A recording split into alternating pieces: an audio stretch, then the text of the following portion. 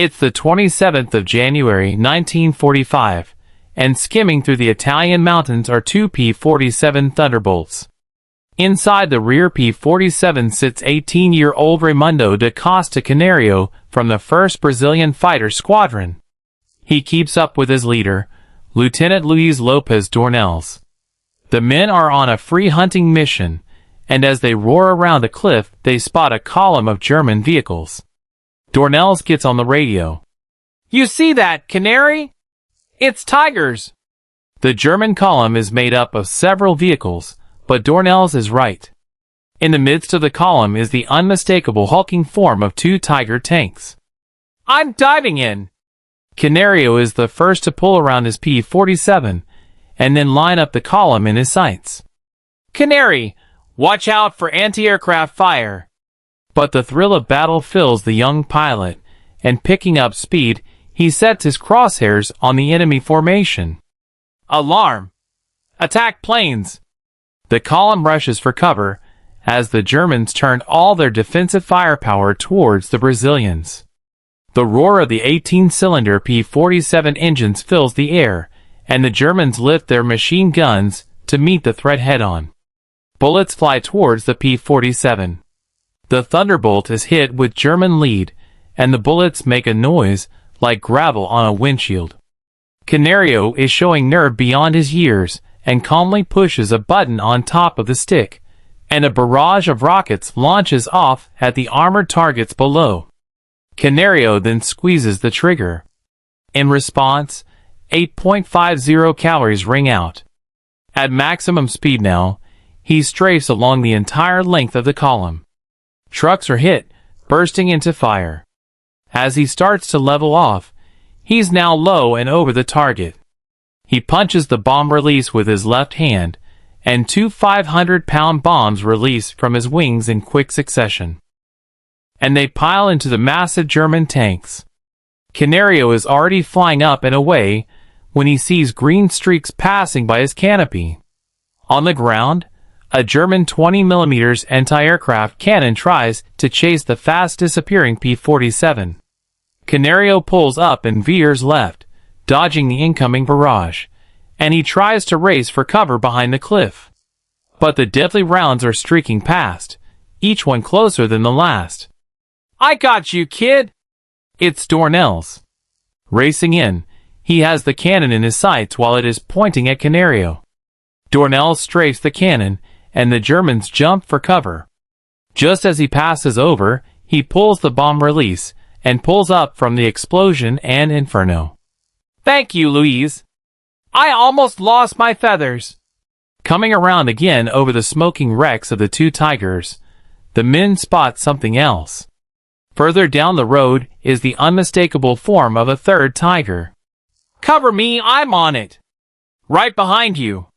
Dornelles takes a low-angle level with the road with rockets at the ready. The Tiger gets closer, and he opens fire. Rocket after rocket launches from his wings, streaking towards their target. "Come on! Come on!" His heart sinks as he sees several miss. But then the bloom of an explosion, as one strikes the enemy on the suspension. The 56-ton machine is not going anywhere. "Canary, he's all yours." Canario dives down to finish the job and fires off his last 4 rockets, reducing another piece of German engineering to rubble. "Ha ha! 3 Tigers down in one day. We should have called you an eagle." But Dornelles gets on the radio with another target. "Vehicle at 4 o'clock. Leaving quickly." Below him, a half-track with a tarp covering the bed has driven onto the road and is speeding away. Under the tarp could be another anti-air weapon. If the Germans get it running, the fight could turn rapidly against them. "Follow me!" Dornelles turns his P-47 into a dive. Canario follows hot on his heels. The 2 Thunderbolts are bearing down upon the speeding half-track. Dornelles opens fire first. The bullets ring out and fly over the top of the half-track, cutting into the trees along the roadside. The German driver weaves and pulls for cover. Dornelles has to pull up to prepare for another pass. Canario, though, has his eyes locked on the enemy. He pulls the trigger. The Thunderbolt shakes beneath him, with the firing of the quad machine guns on each wing. The German only sees flickers of flame on the Brazilian aircraft before the string of bullet strikes appears before his eyes, headed right towards him. There's nothing he can do. The bullets tear through the half-track, round after round punching through the thin steel until one of them finds the ammunition. The half-track explodes in an abrupt and violent ball of black smoke. Canario roars past. He's racing away victorious. But the moment he looks away from the target, he realizes he's made a terrible mistake. A factory with a towering chimney fills his vision. He pulls back on the stick hard. But it's no use. He feels the blood-curdling impact followed by a violent roll to the right. He instinctively shoves the stick to the left and his plane limps away.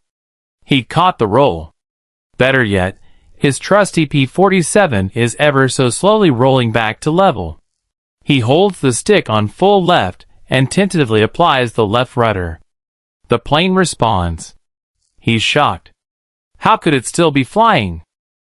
He looks out the window to see a third of his right wing almost completely sheared off.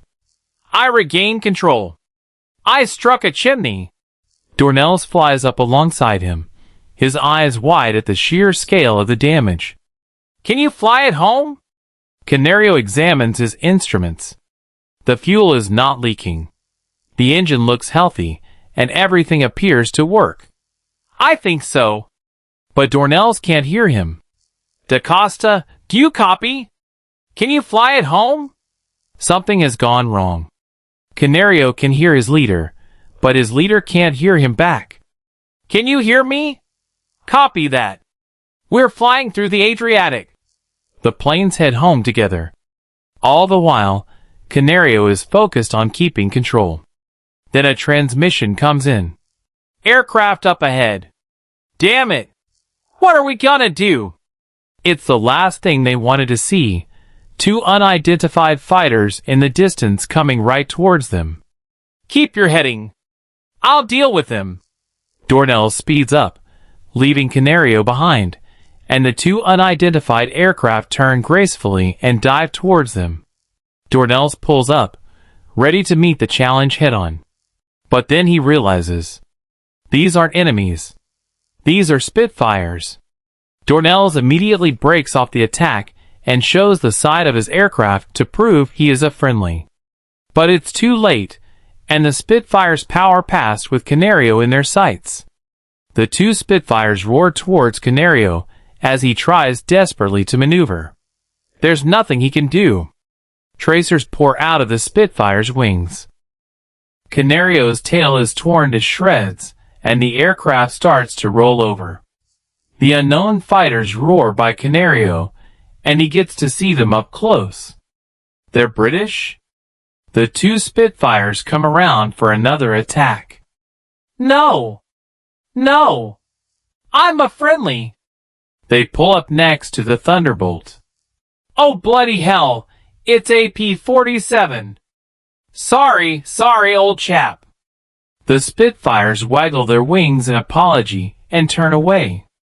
Damn it! Those Brits almost sent me to hell! The two pilots fly home and spot their airbase. And Canario goes in for an approach. He drops the landing gear, and with great skill and precise control sideslips the aircraft towards the runway. But then a message comes through. It's the control tower. Abort! Abort! Canario almost instinctively pulls up.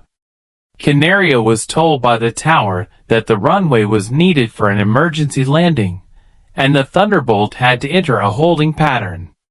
Damn it! Can't they see I've only got one wing? He's forced into several unstable turns over the base, but it's finally clear to land. He hits the ground hard with heavy force, but the landing gear holds strong. Slamming on the brakes, his plane rolls and shakes down the runway. Finally, in a cloud of dust, the P-47, or what's left of it, comes to a halt. Raymundo da Costa Canario would survive the war and return home to Brazil. Incredibly, his aircraft was repaired and served for 50 more missions before the end of the war. My plane wasn't the only one to land with heavy damage. Watch this film where a B-17 was rammed by a German pilot and still managed to land at a German airfield. I bet he wasn't forced to go around again.